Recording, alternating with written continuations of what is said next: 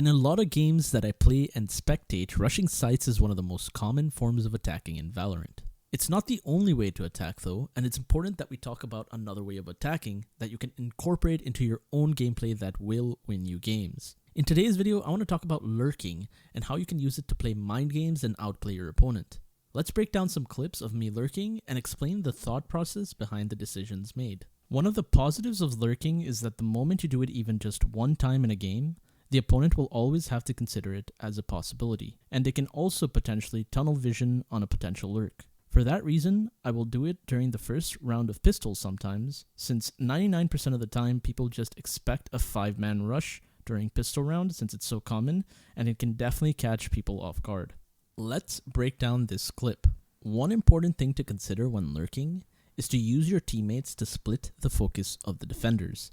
The easiest way to succeed when lurking is when the defenders are focused on the larger group of attackers, making it less likely that multiple people look for you instead. So in this case, I see that my teammates have sight and they're on it right now, so I realize that the defenders are playing full retake on A in a 5 versus 5 scenario. As a result of this, I wait for my team to plant the bomb before pushing in since the timing is really important, as we explained in our last video.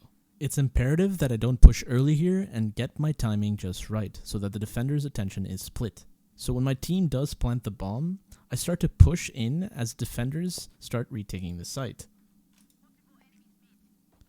As you can see, the attention of the defenders is on the people on site, and as a result of this, I can pick up 4 kills with relative ease.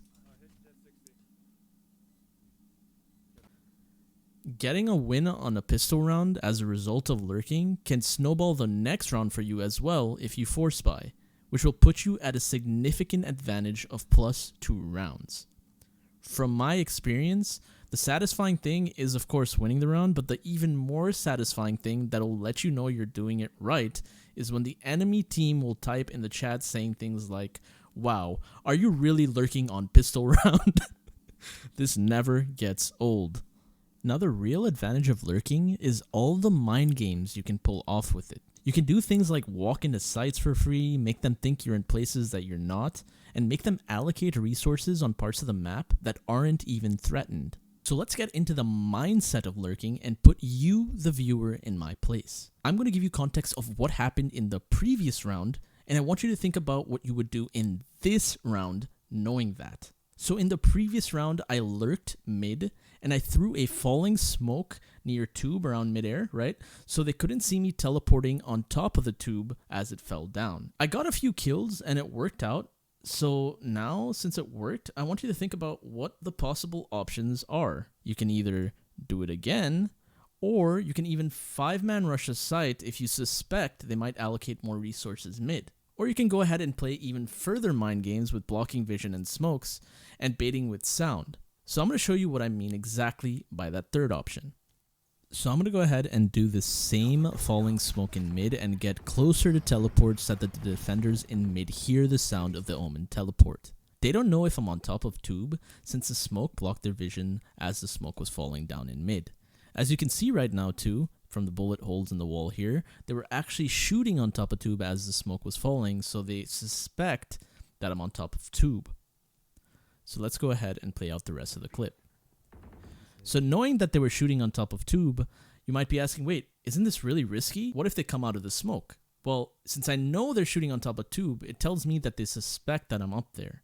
So not only that, now my team has killed a killjoy, so they have the attention of whoever's rotating to try to cover that part of the map.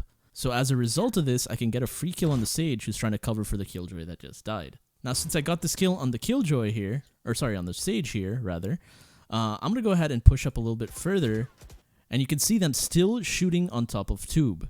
Now what that tells me is they're probably around Broiler.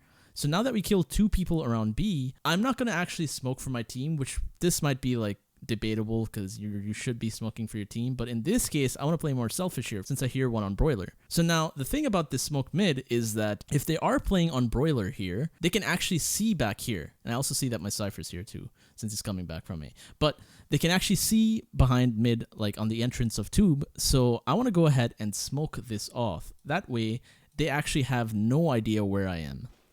instead of just pushing dry here. So now since I push that and I smoke it, I push the smoke, and as you can see, Raze is pushing forward, knowing that I killed Sage. She might know generally where I am. And I have to suspect where other people are playing as well. So their Omen could be watching Kitchen on B here, right? And saying, oh shit, he hasn't crossed yet. So she might be covering here and trying to see where I am exactly. So I heard one shot on Broiler, and I go ahead and push the smoke.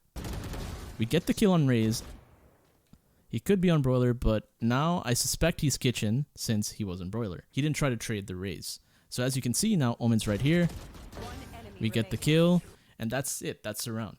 That was a really fast round, and now I should be prepping now as soon as that round is over and thinking about what I want to do next round. Do I want to keep lurking? It's kind of working, or I can maybe switch it up and rush a site. As you saw in the past 2 clips, lurking can win you a few rounds in an actual game of Valorant, and believe me, those rounds do add up. If you have any questions or comments, drop them in the comment section below. Thank you for watching, and remember to like, comment, and subscribe so I can make future videos for you guys. And also, if you did make it this far in the video, I want you to drop your favorite skin in Valorant in the comment section below. I'll see you guys in the next video. Thank you for watching.